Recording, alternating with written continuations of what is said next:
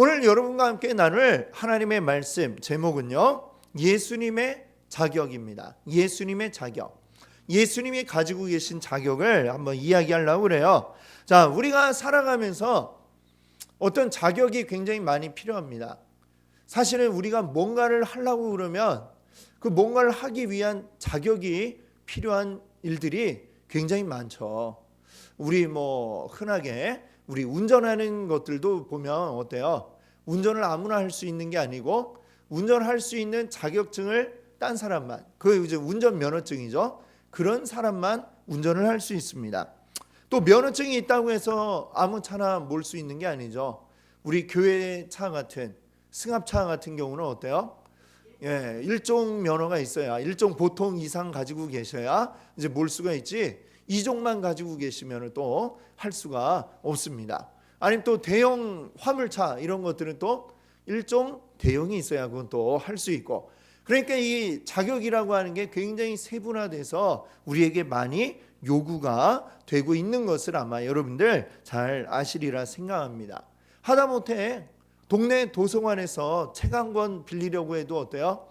그냥 가서 나 여기 주민이요 하면 빌려주는 게 아니라, 그러세요, 여기에 이름하고 뭐 써주세요 한 다음에 회원 등록을 해야, 그 다음에 이제 어떻게 할 수 있어요? 그 다음에야 등록이 돼야 이제 책을 빌릴 수 있는 자격이 생길 수가 있습니다. 그러니까 우리가 하는 모든 일들에 보면 대부분의 모든 일들이 어떤 자격 조건을 요구하는 경우들이 굉장히 많이 있죠. 우리가 느끼지 못하는 곳에서도 많이 있습니다. 자, 오늘 그 자격에 대한 거 이제 이야기를 하려고 그러는데, 우리 지금 이제 히브리서 말씀을 살펴보고 있습니다. 쭉 언제부터 이 히브리서 말씀을 했나 보니까 작년 9월부터 했더라고요. 굉장히 오래됐는데 중간에 또 성탄절에는 우리가 성탄절 말씀도 나누고 새해에는 새해 말씀도 나누고 하다 보니까 자, 이제 5장까지 왔습니다.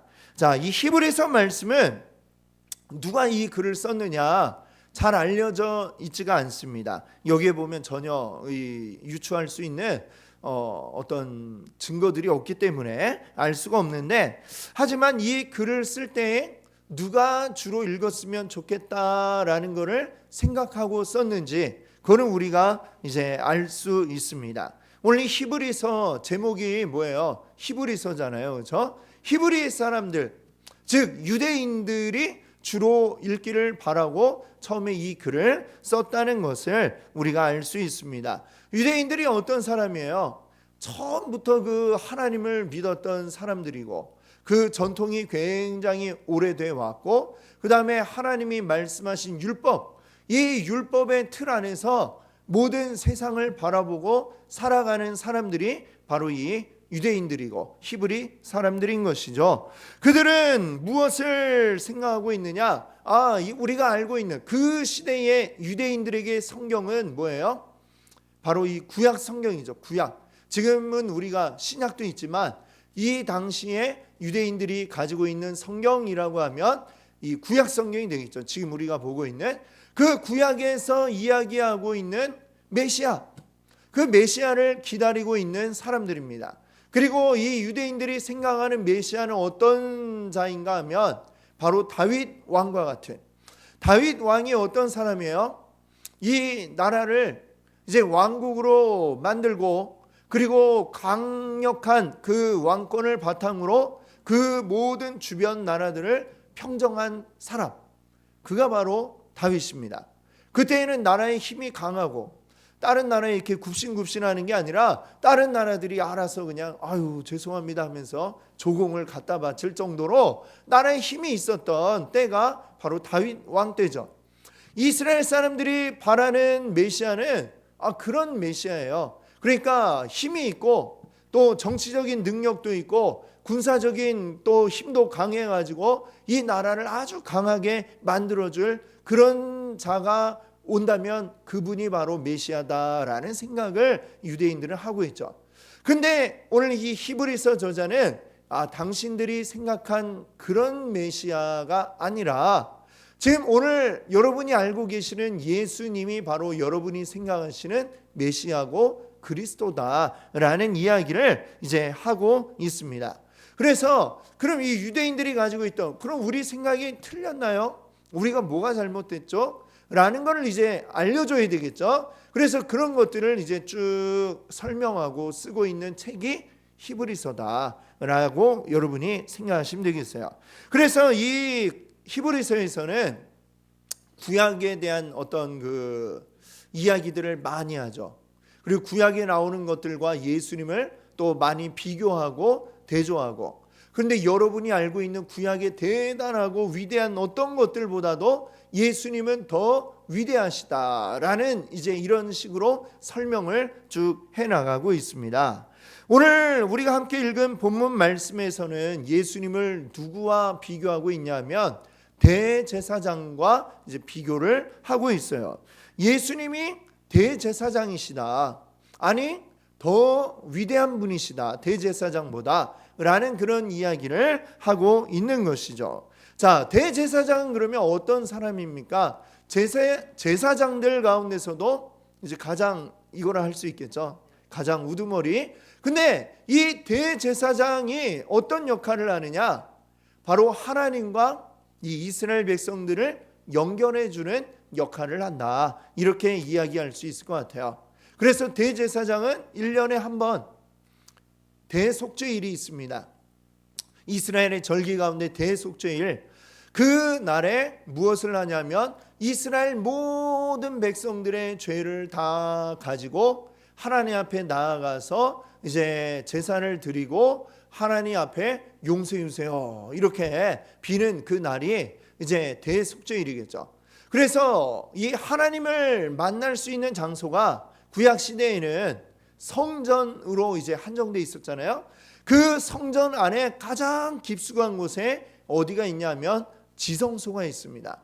그리고 그 지성소는 아무나 들어갈 수 있는 게 아니고 딱 대제사장 한 사람만 그 지성소 안에 들어가는데, 지성소 안에서 이제 하나님이 그 대제사장을 만나시는 거죠. 그 날 대속죄일이라는 날에 이제 만납니다. 그래서 하나님이 용서해 주기도 하시고 또는 용서 못하겠다 이러시는 때가 있어요. 그러면 대제사장은 그냥 그 날로 이제 모든 사람들과 작별을 하게 되는 것이죠. 작별 인사도 못하고 들어오겠지만 끝나는 거예요. 죽는 것이죠. 그럼 거기에는 이제 아무나 들어갈 수가 없기 때문에 대제사장의 시신이 있겠죠. 그럼 그걸 꺼내기 위해서 대제사장, 그러니까 대속죄일의 지성소 안에 들어갈 때 어떻게 하냐면 한쪽 발에 밧줄을 하나 묶어가지고 그래가지고 들어갑니다. 또 대제사장의 의복 자체가 이 방울이 달려 있어요. 방울이 달려 있어갖고 움직이면 소리가 나게, 12지파를 상징하는 방울이 12개가 이제 달려 있어서 움직이면 딸랑딸랑 소리가 나요. 그 소리가 한참 안 난다. 밖에서 다른 이제 제사장들이 다 귀를 기울이고 기다리다가 소리가 안 나는구나, 올해는 우리 제사장님이 가셨다, 이러면 어때요? 밧줄 이제 잡아 끌어가지고 시신을 이제 밖으로 이제 내오게 되는, 그렇게 뭐 그런 일들도 있지만 또 하나님이 모든 이스라엘 백성들의 죄를 이제 용서해 주시는, 그래서 이렇게 이 이스라엘 백성과 하나님 사이에 가운데서 이제 연결해주고 하나님 용서해 주세요. 하나님 용서해 주시면 그래 용서해 준다. 그럼 요 중간에 이제 왔다 갔다 하는 이 역할을 하는 게 바로 대제사장의 역할이었다라고 하는 거죠. 그런데 이제 오늘 히브리서는 바로 그 대제사장의 역할을 하신 분이 예수님이다. 오히려 이 땅 가운데 있었던 그동안의 모든 대제사장들보다 더 뛰어나고 위대한 분이 바로 우리 예수님이다 라는 이런 이야기를 하고 있는 것입니다. 자, 사실 예수님이 대제사장으로서 뭐 임명을 받거나 한 적은 없어요, 사람에게. 그리고 따져보면 이 대제사장은 레위 지파에서만 나오기 때문에 예수님은 레위 지파도 아니고, 뭐 사람들이 보기에는 예수님이 어떻게 이 대제사장이야, 유다 지파에다가 레위 지파도 아니고 또 뭐 누가 그 대제사장으로 인정해 준 것도 아닌데 어떻게 대제사장이냐라고 의문을 가질 수 있기 때문에 지금 예수님이 대제사장의 자격을 가지고 계시다, 그리고 그 자격으로 그 대제사장의 역할을 하셨다라는 말씀을 오늘 본문이 하고 있는 것입니다. 자, 그러면 예수님 과연 어떤 자격을 가지고 계셨는가라고 하는 걸 이제 설명을 하고 있는데, 그러기 위해서 자 보세요. 예수님과 대제사장 이런 공통점이 있습니다 라는 이야기를 하고 있죠. 그 공통점에 대해서 이야기하고, 그 다음에는 근데 예수님이 더 위대한 분이에요 라는 걸 이야기하기 위해서 차이점도 또 얘기를 하고 있습니다. 그럼 이제 어떤 공통점이 있고 어떤 차이점이 있는가 우리가 한번 같이 생각을 해보겠습니다. 자, 대제사장과 예수님의 공통점, 첫 번째는 무엇이냐면 사람이다라는 것이죠. 사람. 이게 무슨 공통점이냐.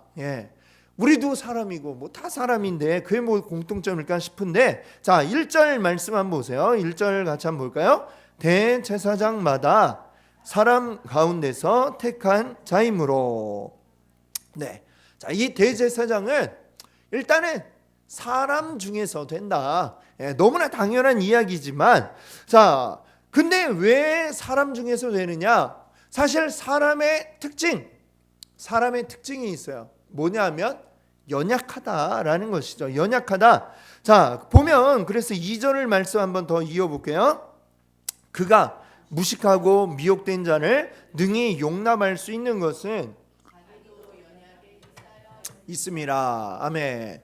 자, 여기 보니까 성경에 잘 안 나오는 표현이 나와요. 막 무식하다, 미혹된 자, 막 이런 표현을 하죠.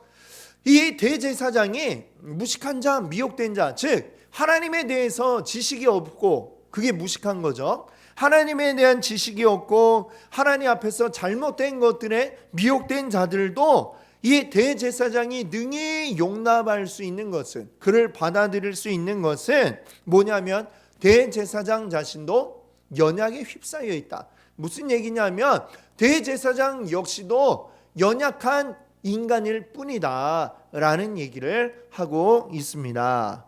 우리가 좀 전에 말씀드린 것처럼 대제사장이 모든 사람들을 대표해 가지고 하나님 앞에 나아가는데, 그렇다고 그가 특별한 자인가? 사실 알고 보면 다 우리와 같은 사람이다. 똑같은 사람이다. 하나님 보시기에는 뭐 조금 더 의롭다, 조금 덜 의롭다, 뭐 이런 차이가 별 차이 없다는 거죠. 우리 속담에 이야기하는 것처럼 도토리 키재기 같은, 하나님 앞에 너희들은 그냥 다 죄인, 똑같은 죄인이지 누가 낫다고 해봐야 또 속담에 그런 거 있잖아요. 뭐 묻은 개가 뭐 묻은 개 나무란다, 이런 얘기 아시죠? 거기 뭐가 들어가는지 아시죠? 바로 그와 같은 격이 될 수밖에 없다는 겁니다. 즉 우리가 사람이다 라고 할 때에는 우리 사람이란 늘 연약한 존재. 어떤 면에서 연약하다는 걸까요? 죄 앞에서 우리는 연약한 존재들이다 라는 것을 일단 전제로 하고 있는 것이고, 그것을 이겨내고 극복하기에는 많은 어려움을 가지고 있는, 그게 바로 우리 사람이라는 존재라고 이야기하는 것이죠. 자, 그런데 대제사장도 그와 같은 사람이기 때문에 우리 사람들 가운데는 별의별 사람이 다 있잖아요. 그렇죠? 오늘 2절 말씀이 표현하고 있는 것처럼 무식한 사람, 또 막 미혹되는 사람, 뭐 별의별 사람들이 다 있는데 제사장의 역할은 뭐예요? 그런 사람들까지도 다 함께 포용해 가지고 같이 그들의 죄까지도 하나님 앞에 가지고 가서 하나님 용서해 주세요 라고 이렇게 이야기를 해야 되는 게 바로 제사장의 역할이죠. 제사장이 만약에 아주 도덕적으로 그들과는 달라서 정말 아주 의로운 존재라고 한다면 그들을 이해할 수가 없는 거예요. 도대체 왜 저렇게 살지? 지금 우리 그냥 일반적인 우리 사람들 사이에서도 좀 어느 정도 우리가 막 뉴스에 나오는 말도 안 되는 뉴스를 보면 야, 이런 인간 말종이 있나 라고 생각할 때가 있잖아요. 사실은 우리들이 하나님 앞에서는 그 인간 말종이라고 불려지는 사람이나 우리나 별로 다를 바가 없는데도 불구하고 우리 마음에 그런 생각이 들 때가 있습니다. 그렇지만 또 우리는 때때로 우리 자신에 있는 이 죄악들을 알기 때문에 또 그래 나도 어쩔 수 없는 사람이지 라는 걸 우리가 또 깨달을 때가 있지 않습니까? 그렇기 때문에 대제사장은 그런 연약함을 가진 사람이기 때문에 그들까지도 포용할 수 있다는 것이죠. 그리고 그들의 죄까지도 같이 가지고 하나님 앞에 나아갈 수가 있게 된다라고 하는 것입니다. 대제사장이 만약에 그들과는 전혀 다른 사람과는 전혀 다른 어떤 존재라고 한다면 어떨까요? 이해할 수가 없는 거예요. 그리고 받아들일 수가 없고, 이 무식한 사람, 이런 미혹된 사람 하고 그들을 무시하고 배제해버리면 대제사장이 하나님 앞에 나아갈 수 있는 그 죄 지은 사람들을 데리고 이제 가야 되는데 그럴 수가 없다는 것이죠. 여러분, 누군가를 대표하기 위해서는 그 어떤 누군가 가운데 있어야만 대표할 수가 있는 것입니다. 그렇죠? 요즘 이제 한창 올해에 국회의원 선거가 있잖아요. 근데 우리 동네에 국회의원 후보가 되려면 일단 표를 많이 받으려면 출마를 해야 되는데 출마하기 위한 제일 첫 번째 조건이 뭘까요? 그렇죠. 우리 동네에 일단 살고 있어야 됩니다. 그렇죠. 우리 동네 안 살면서 우리 동네에 출마한다? 이거는 일단 불가능해요. 우리 동네 대표로 국회에 가서 일을 하려면 우리 동네에 살고 있고 진짜 안 살아도 최소한 주소지라도 여기에 있어야 그래야 출마를 할 수가 있는 거죠. 여러분, 더 크게 한번 생각해 봅시다. 우리나라의 대통령을 뽑는데 미국 사람이 갑자기 딱 나타나서 나는 이 한국을 정말 발전시킬 수 있어요, 나를 뽑아주세요 하고 이야기하면 될까요? 안 될까요? 안 되죠. 한국 사람만 한국을 대표하는 대통령이 될 수 있지, 미국 사람, 중국 사람, 인도 사람, 한국 대표가 될 수가 없습니다. 그렇죠? 너무나 당연한 거죠. 우리 가운데 있어야 그래야 우리를 대표하는 누군가가 될 수가 있는 것입니다. 마찬가지로 하나님 앞에 우리를 대표해서 우리 사람을 대표해서 나아가고자 한다면 사람 중에 있어야 대표가 될 수 있지 사람이 아니고는 대표가 될 수가 없는 것입니다. 우리 중에 있지 않으면 우리를 잘 알 수도 없고 우리를 이해할 수도 없고 그렇기 때문에 대표성을 가지기 어렵다는 것이죠. 그래서 우리 예수님이 그 대표로서 이 대제사장이 되시기 위해서 뭐가 되신 거예요? 사람이 되셨다라고 성경은 이야기하고 있는 것입니다. 오늘 우리가 읽은 본문 조금 앞에 보시면 4장 15절 말씀이 있는데 같이 한번 우리 읽어보겠습니다. 우리에게 있는 대제사장은 모든 일에 우리와 똑같이 시험을 받으신 이로되. 아멘. 여기까지요. 그래요. 여기서 말하는 우리에게 있는 대제사장이 누구예요? 바로 예수 그리스도를 이야기하는데 우리 예수님은 우리의 연약함을 동정하지 못하실 분이 아니다. 이 얘기는 무슨 얘기예요? 우리를 크게 동정하실 만한 분이다라는 얘기죠. 왜? 예수님 자신이 우리와 똑같은 사람이 되셨는데 예수님이 어떠셨어요? 이 사람이 태어나서 죽는 모든 과정을 똑같이 그대로 다 겪으신 분입니다.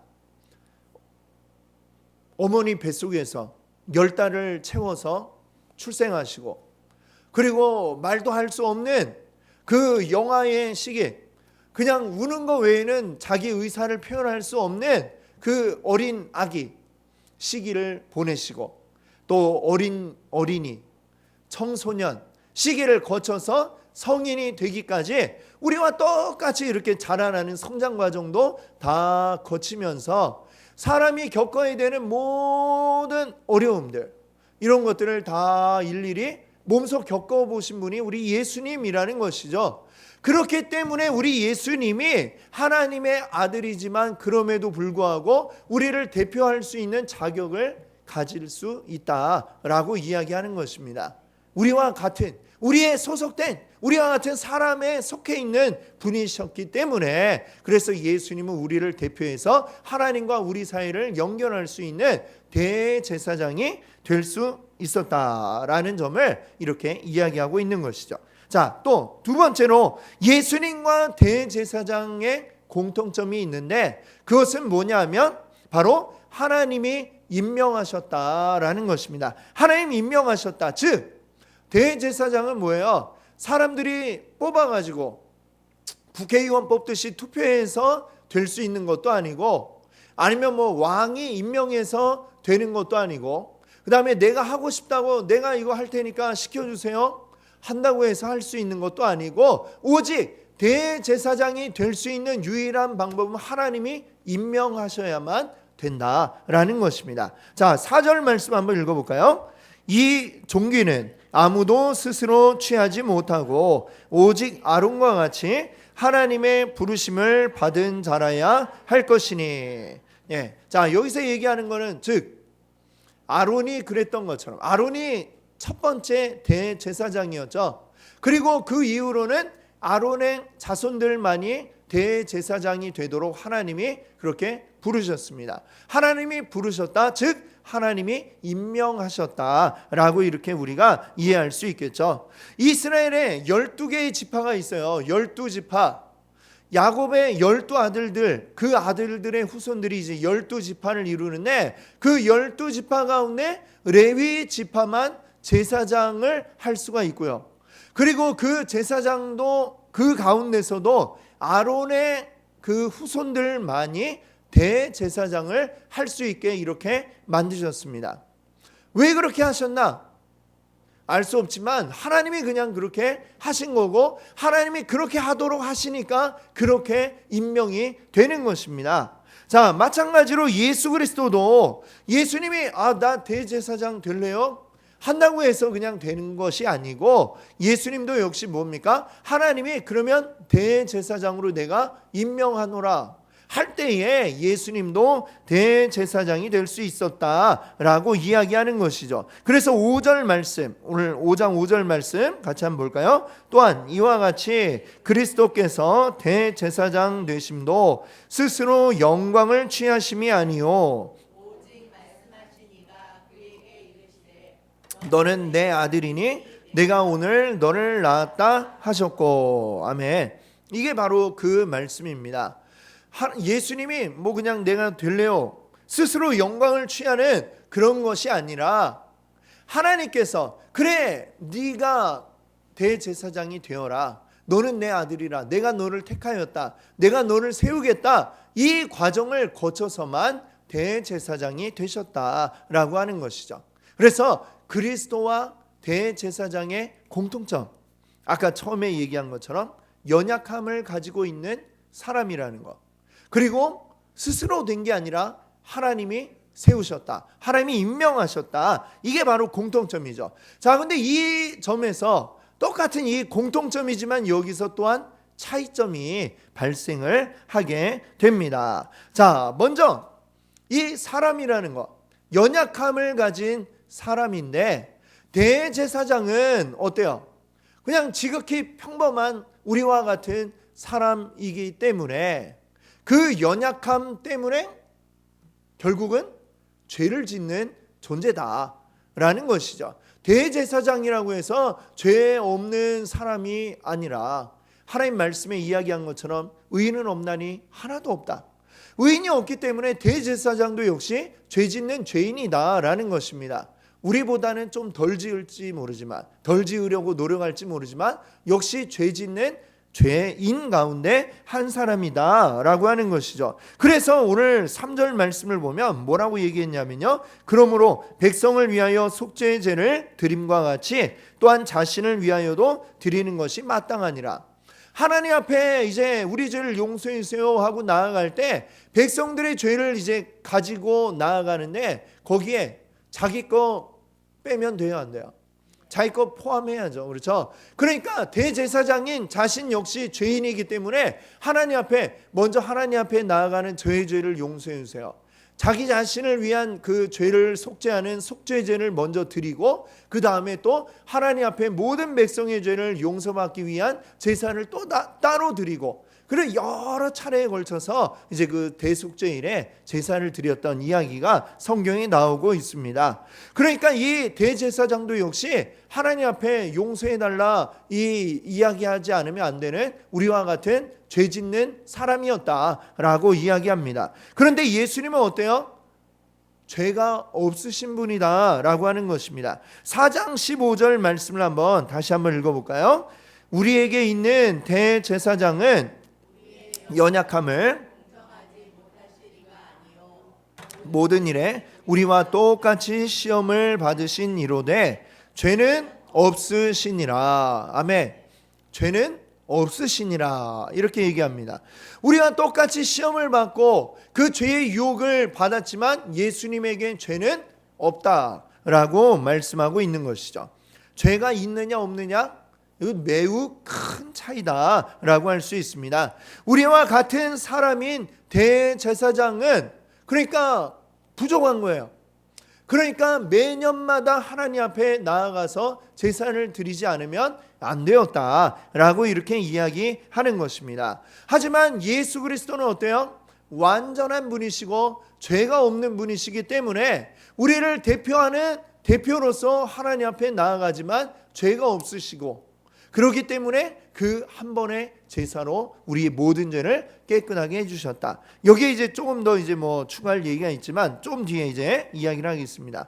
그리고 또 다른 차이점이 있어요. 대제사장과 예수님의 큰 차이점이 있는데 대제사장은 아론의 반찬을 따른다라고 이렇게 얘기합니다. 아론의 반찬을 따른다는 것은 뭐냐면 아론의 후손들이 된다는 얘기예요. 순서를 정해가지고 이 사람 뭐 또 죽고 나면 또 그 다음 사람 순서를 따라가지고 아론의 후손들 가운데서 대제사장이 나옵니다. 그러니까 이거는 하나님이 물론 임명하신 것이고 그리고 거기에 중요한 자격으로는 혈통을 따라서 이 아론의 후손인 혈통이 또 중요하게 작용을 하는 것이죠. 그런데 예수님은 그 반찬을 따르지 않고 다른 것을 따른다라고 얘기를 하고 있어요. 6절과 10절을 보면 뭐라고 말씀하고 있냐면 예수님은 멜기세덱의 반찬을 따른다 이렇게 얘기합니다. 자, 멜기세덱의 반찬, 즉 멜기세덱의 어떤 뒤를 이었다라는 것인데 그럼 멜기세덱이 누구냐 하면 이제 보면 히브리서 7장 뒤에 가면 7장에 이제 좀 더 자세하게 다루고 있습니다만 간단히 이야기를 드리자면 창세기에 보면 아브라함의 조카 롯이 이제 전쟁에 휘말려 가지고 포로로 끌려가게 돼요. 그 삼촌인 아브라함이 그 이야기를 듣고 자기 집에 일하는 사람들 318명을 데리고 군대를 조직해 가지고 동생을 이제 구출하러 갑니다. 그리고 싸워서 이겼어요. 이겨가지고 뭐 전쟁에 이기니까 또 노량물 이런 게 많이 있겠죠. 그런 막 많은 이제 그 재물들을 가지고 돌아와요. 돌아오는 길에 누구를 만나느냐면 바로 이 멜기세덱이라는 사람을 만나게 됩니다. 살렘 왕 멜기세덱이라고 이제 거기에 등장을 해요. 어떻게 보면 요즘 말로 하면 갑툭튀. 예, 뭔지 아시죠? 갑자기 툭 튀어나왔어요. 예, 멜기세덱에 대해서 그 이전에 또 그 이후에 뭐 다른 어떤 언급이 없다. 갑자기 멜기세덱이 딱 등장을 하니까 아브라함이 그 멜기세덱에다가 이제 어떻게 했냐면 자기가 이제 얻은 재물들의 11조를 말하자면 이 멜기세덱 앞에 드리고 이렇게 했다는 이야기가 창세기 14장에 나오고 있습니다.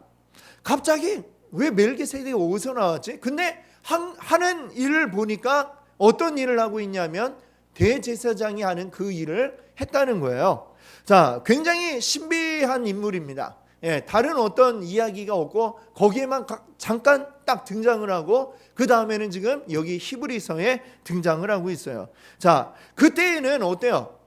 제사장 지파라는 게 아예 없을 때죠. 아브라함의 몇 대 후손을 내려가야 그 다음에 이제 겨우 레위라는 사람이 태어나게 되고 그 후손인 아론은 또 그로부터 한참 지나야 태어나게 되니까 이때에는 뭐 레위 지파도 없고 제사장이라는 것도 당연히 없었죠. 그럼 그때에 멜기세덱이 갑자기 이제 탁 튀어나와 가지고 제사장의 역할을 했다는 것이죠. 그래서 이 멜기세덱은 바로 이 혈통에 따라서 아론 자손들이 이렇게 혈통을 따라서 대제사장이 되는 것과 달리 하나님이 그를 제사장으로 세우셔서 그 일을 감당하게 하셨다라는 의미를 가지고 있습니다. 이 멜기세덱이 그렇게 하나님의 세움을 받아서 대제사장의 역할을 한 것처럼 예수님도 어때요? 그 멜기세덱의 반차를 따랐다는 얘기는 뭐 다른 어떤 혈통에 따른 것이 아니라 오직 하나님의 임명에 의해서 예수님은 대제사장의 역할을 감당하시게 되었다라는 이야기를 여기서 하고 있는 거죠. 그러니까 사람들이 예수님 왜 레위 지파도 아니고 아론 후손도 아닌데 무슨 대제사장이냐라고 따질 때 아론의 후손만 제사장이었던 게 아니다라는 이야기를 이 히브리서 저자가 하는 거죠. 멜기세덱을 봐라. 예수님도 그 멜기세덱처럼 하나님께 임명받아서 대제사장 역할을 감당한 분이다 라는 이 이야기를 하고 있는 것이죠. 자, 이렇게 히브리서는 지금 예수님은 대제사장이시지만 그러나 아론의 후손들이 되는 그 대제사장들보다 훨씬 더 크고 위대한 분이다라는 것을 이렇게 쭉 설명을 하고 있습니다. 자, 그 이야기를 하면서 그러면 이렇게 예수님이 완벽한 위대한 대제사장이 되실 수 있었던 것은 뭐 단지 하나님의 아들이었기 때문만이 아니다. 요즘식으로 하면 그 낙하산 아닙니까? 라고 이렇게 또 따지는 사람이 있었는지도 모르겠어요. 그러니까 하나님의 아들이니까 그냥 막 이렇게 해준 거 아니에요 라고 하는 사람에게 예수님은 하나님의 아들이기 때문에 그냥 거저된 게 아니라 예수님도 어떤 대가를 치르셨다라는 이야기를 하고 있습니다. 자, 8절과 9절 앞부분을 한번 우리 읽어볼까요? 자, 같이 읽겠습니다. 그가 아들이시면서도 받으신 고난으로 순종함을 배워서 온전하게 되셨은즉. 아멘. 여기서 이야기하고 있죠. 예수님이 하나님의 아들이지만 그냥 그걸로 갑자기 뭐 낙하산같이 대제사장 임명을 받은 게 아니고 하나님께서는 예수님을 대제사장으로 임명할 수 있는 충분한 자격 조건을 갖추었기 때문에 임명하셨다는 얘기인데 그 자격 조건 중에 지금 앞에서 이야기했던 것들이 있지만 더 중요한 게 뭐냐면 여기서 무엇을 이야기합니까? 순종함이 예수님께 있었다라고 이렇게 말씀하고 있습니다. 자, 그것이 바로 예수님의 자격인 것이죠.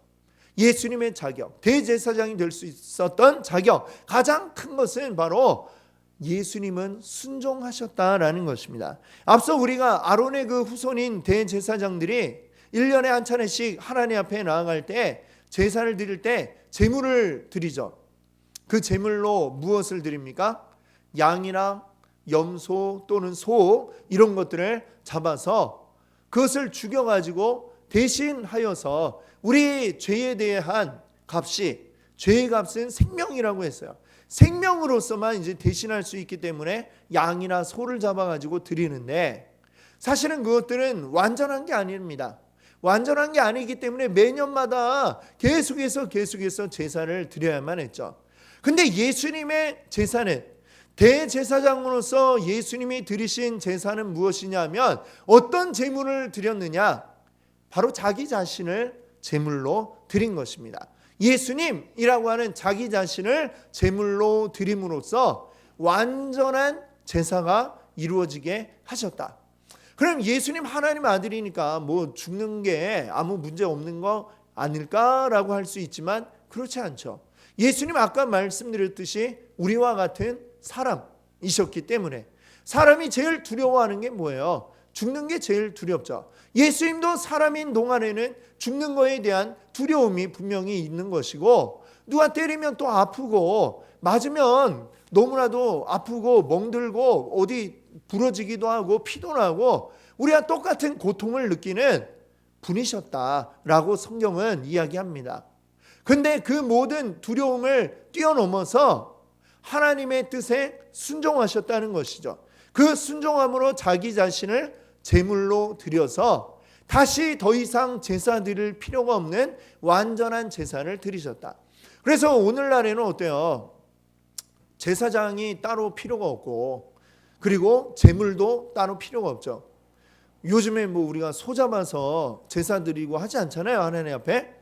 그럴 수 있는 이유는 바로 예수님의 완전한 제사를 통하여 그렇게 되었음을 우리가 기억할 수 있기를 바랍니다. 그리고 그것이 가능했던 이유는 예수님이 모든 두려움을 이기고 순종하셨기 때문에 그 순종을 통해서 우리가 이 놀라운 은혜를 입게 되었다라고 이렇게 말씀하고 있습니다. 그래서 자 8절 9절 우리가 좀 전에 9절 앞부분까지만 봤는데 뒤까지 한번 다시 한번 읽어봅시다. 이렇게 읽어볼게요. 그가 아들이시면서도 받으신 고난으로 순종함을 배워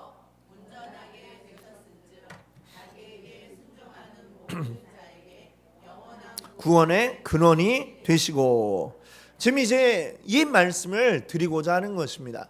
예수님이 순종함을 통해서 우리의 구원의 문을 활짝 열어주셨어요. 그 구원의 문으로 그럼 누가 들어갈 수 있느냐? 아무나 다 부르시지만 그 문을 통과할 수 있는 자격은 있다는 것입니다. 어떤 자격이 우리에게 필요하냐?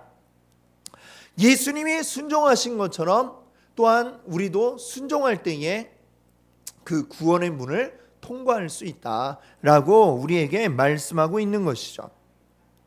예수님의 순종이 바로 우리가 구원에 이르는 열쇠다라고 하는 것입니다. 여러분, 우리 예수 그리스도께서 우리에게 오실 때에 그 하나님 앞에 순종하심으로 자신을 들이심으로 우리에게 구원의 문을 열으셨습니다. 그리고 이제 우리도 하나님 말씀에 순종함을 통해서 함께 구원에 나아갈 수 있게 된 것을 여러분들 믿으시기 바랍니다. 오늘 이 자리에 함께 하신 분들은 모두가 다 그것을 믿고 또한 순종에 동참하는 분들이신 줄 믿습니다. 늘 이것을 기억하면서 우리의 순종이 바로 주님께로 나아가는 귀한 열쇠임을 기억하시면서 하나님 말씀에 온전히 순종함으로 나아가시는 귀한 여러분들 되시기를 바랍니다. 오늘 말씀